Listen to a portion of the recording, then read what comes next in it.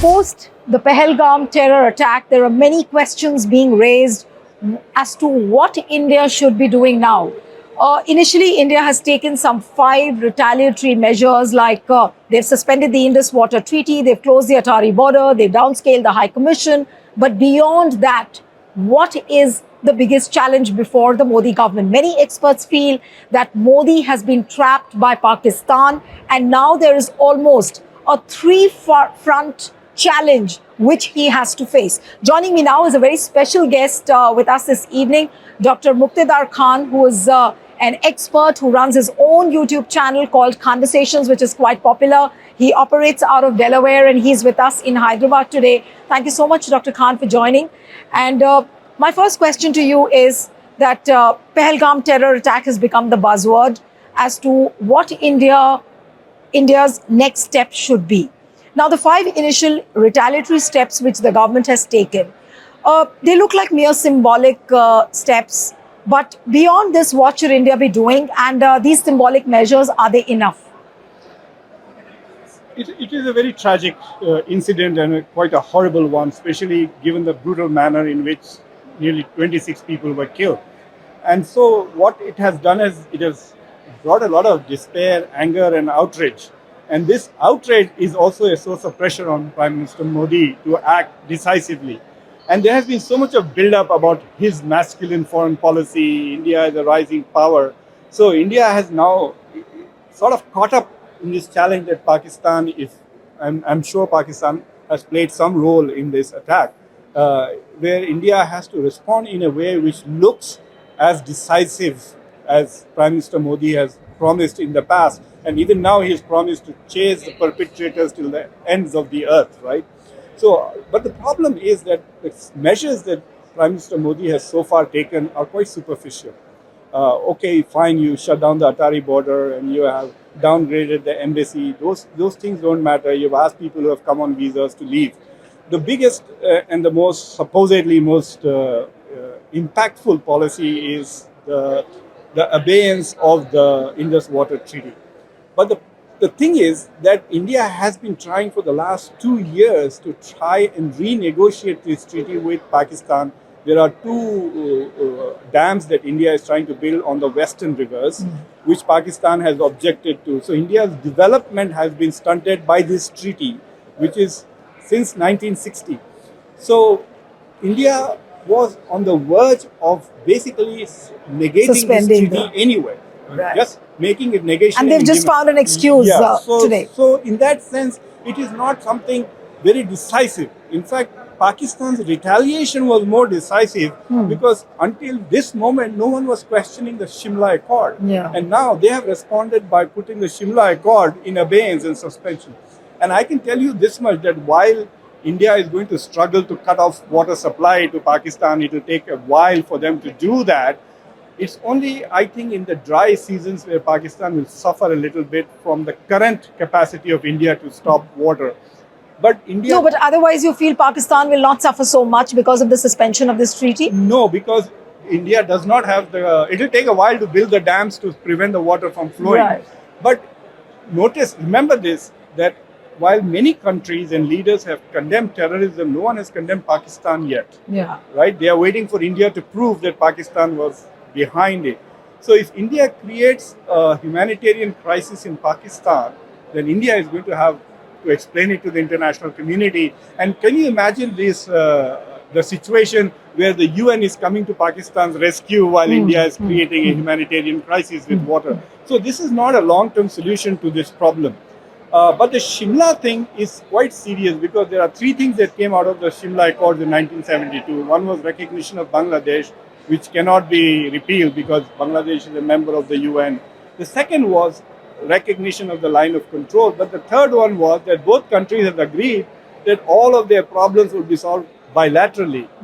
Now, if you suspend the Shimla agreement, it gives Pakistan the chance to bring in Donald Trump or bring in UN Security Council or OIC or even Turkey. Turkey will jump forward and say we will play a role in negotiating, which is what India doesn't want.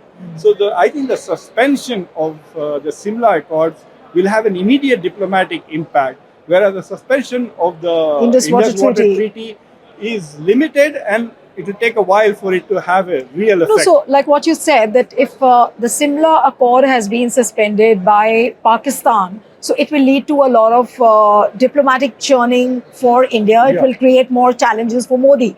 Now, are the diplomats here not understanding that? Are the foreign policy experts not understanding who advised Modi, for a decision like this? And they would have preempted, I'm sure, this kind of an attack from Pakistan, that they will respond in that manner, or didn't India preempt this?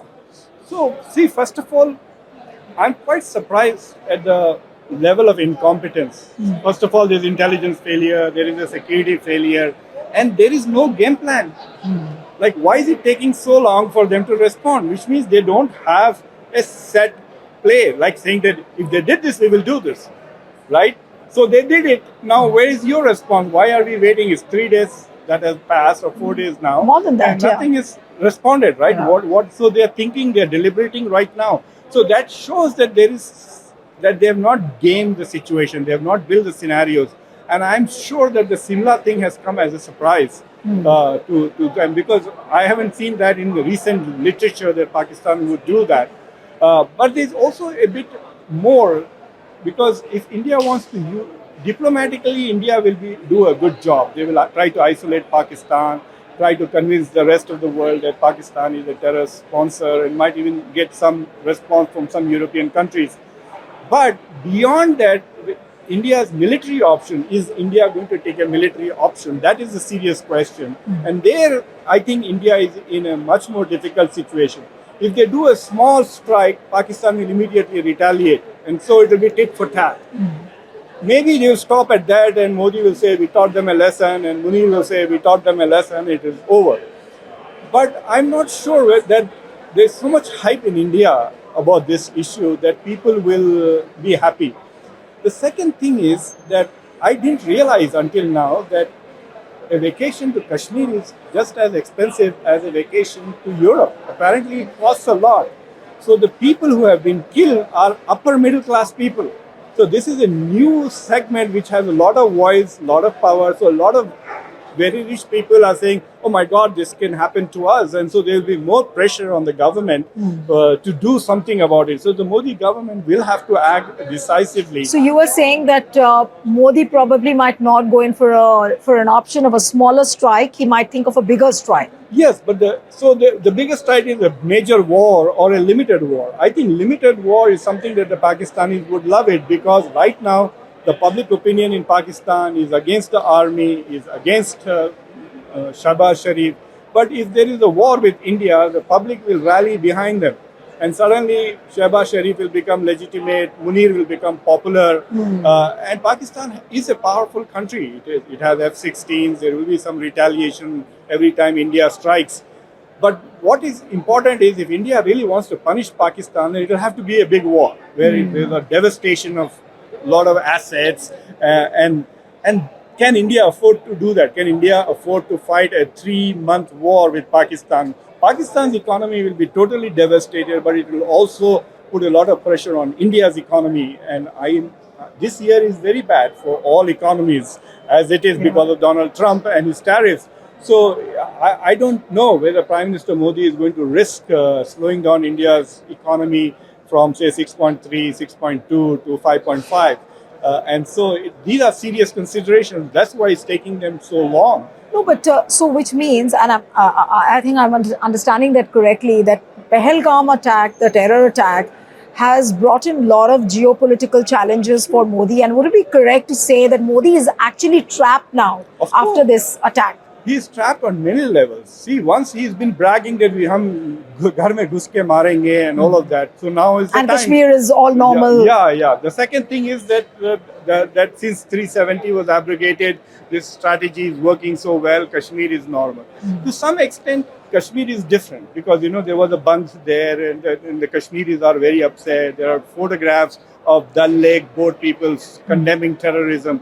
But if India responds with a counter-terrorism strategy inside Kashmir, already bulldozing homes and stuff like that, it is going to make people angry. Yeah. And it is also going to hurt the economy if the tourism drops. So that will increase radicalization. So in some ways, what has happened is both the domestic policy in Kashmir and the foreign policy in South Asia are failures. I mean, there's no doubt. I can tell you categorically. My undergraduate students will say, yes, India's South Asia policy is a failure. Look at its problems with Maldives. Look at its problems with Bangladesh. Look at its problems with Nepal, Pakistan, China. The only people that Modi and the Hindu nationalists hate are Islamic radicals. And the only friend they have in South Asia are Taliban. So the best friend of India these days in South Asia Taliban. are the people they hate, which are the Islamic radicals. It's as if God is playing a joke on the Modi government. No, but what I'm failing to understand is that cannot the policy experts sitting within the government who are advising Modi, what are they doing? They cannot open their eyes and see what's exactly happening in front of them. Well, I mean, if you and me can preempt certain things, we can imagine that, okay, this could be the possibility. Why aren't the people who are sitting on the driver's seat now not able to preempt all this? so I interview a lot of former ambassadors and former generals, and sometimes the conversations after the recording is longer than during the recording. Yeah. And all the former ambassadors criticize me because they say that I am overestimating the autonomy of Dr. Jaishankar. They say that in Narendra Modi's government, no minister has autonomy. It's very authoritarian system. So how can you give advice to somebody who knows everything? Right? That is the challenge. Is Modi open to alternative ideas coming from other people? That is the question I don't have an answer to. But I have spoken, there's another person with your last name, Mr. Vyas, who has a Gujarati channel, if you know, who was working with Prime Minister Modi when he was Chief Minister of Gujarat. Yeah. And he told me there is no chance that Dr. Jaishankar is going to, give a explanatory lecture to Modi saying this is the scenario. And so Modi comes knowing everything, and then now Dr. Jaishankar has to execute it.